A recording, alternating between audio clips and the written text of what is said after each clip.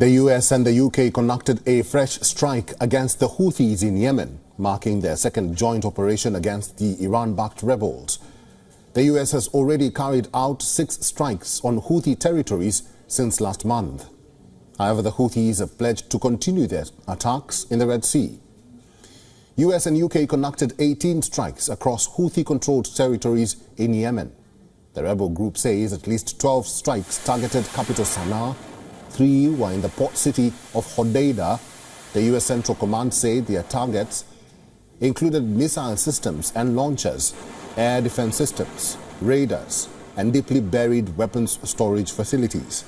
US officials claim the strikes degraded the Houthis' ability to carry out complex attacks, but they did not offer specific numbers of missiles, radar, drones, or other military capabilities destroyed so far. UK Prime Minister Rishi Sunak warned the Houthis that Britain would stage new military action if the Yemeni rebels keep attacking shipping routes in the Red Sea.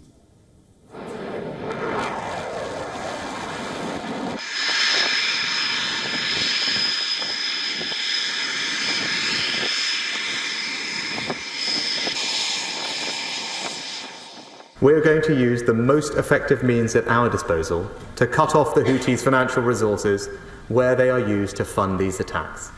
We are working closely with the United States on this and plan to announce new sanction measures in the coming days. The Yemeni rebels have been attacking shipping in the Red Sea in November, saying they were targeting Israeli-linked vessels in support of Palestinians in Gaza. Container vessels have been avoiding the major shipping route that leads to the Suez Canal, the fastest freight route from Asia to Europe. The Houthi attacks have forced many to take the longer route around Africa instead. And the UK insists that they have no qualms with Yemen, or they have no quarrels with Yemen. What they have a problem with are the Houthi rebels attacking their shipping containers across the Red Sea. They are calling on the Houthi rebels to desist from attacking their shipping containers and their wares across the sea. And now the UK and the US have joined forces to attack the Houthi rebels.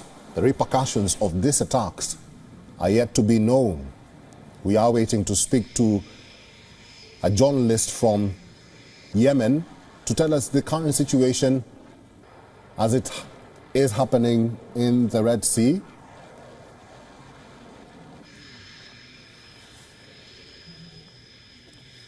Once again, the US and the UK conducted a fresh strike against the Houthis in Yemen, marking their second joint operation against the Iran-backed rebels. The US has already carried out 6 strikes on Houthi territories since last month. However, the Houthis have pledged to continue with their attacks in the Red Sea. The US and UK conducted 18 strikes across Houthi-controlled territories in Yemen. The rebel group says at least 12 strikes targeted capital Sana'a. 3 were in the port city of Hodeidah. And the Houthi rebels have insisted that they will retaliate these attacks, be it in the US or in the UK.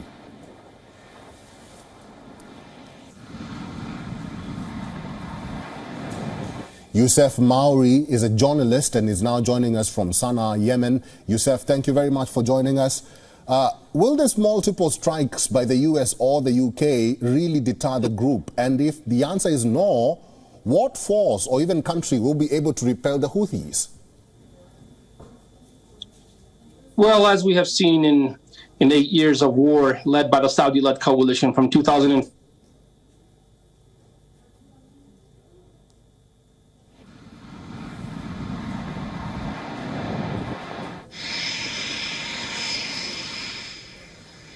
that or weaken Houthis from advancing their military capability and from getting stronger politically, publicly, and militarily. And I think that's because this is a movement that operates different than any other conventional army.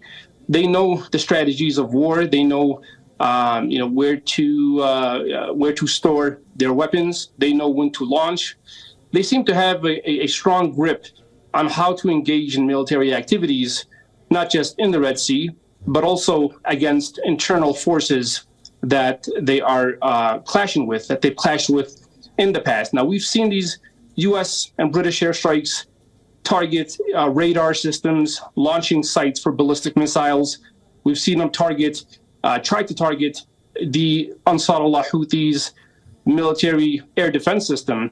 And they've announced from day one that they have been able to destroy the Ansarullah Houthis' ability to launch ballistic missiles. Of course, we then see and witness that that's not true, because as it has been proven empirically, the Ansarullah Houthis were still able to launch attacks on Israeli-linked ships and now American-linked ships in the Red Sea, in the Gulf of Aden, and in the Arabian Sea.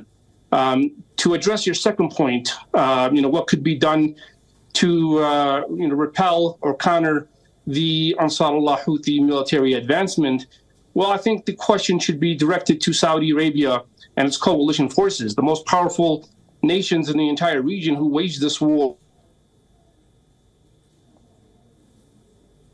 Youssef, allow me to come in here because we are losing you a bit there. If we have you on, I have to ask you this. The UK says they have no quarrels or even qualms with Yemen. With that in mind, will the Houthis not retaliate on UK, or what will be the repercussions of other countries joining the US in combating the group? And please make it brief because the connection is a little bit slow. Well, the Ansarullah Houthis have mentioned that any country that engages in hostile actions with the U.S. is also going to be targeted. So I can tell you that any nation such as the UK, Australia, Canada, any of these nations, their ships in the Red Sea, in Bab el-Mandab, according to the Ansarullah Houthis, is also going to be targeted and prevented from crossing Bab el-Mandab, from crossing the Red Sea. And ultimately, these nations will also be blacklisted by the Ansarullah Houthis, which would make them a viable target for them in the Red Sea and in the Gulf of Aden. All right, I've been talking to Youssef Mauri, who is a journalist live from Sana'a, Yemen. Youssef, thank you very much for all your words there and for talking to WION World is One today. Thank you. WION is now available in your country. Download the app now and get all the news on the move.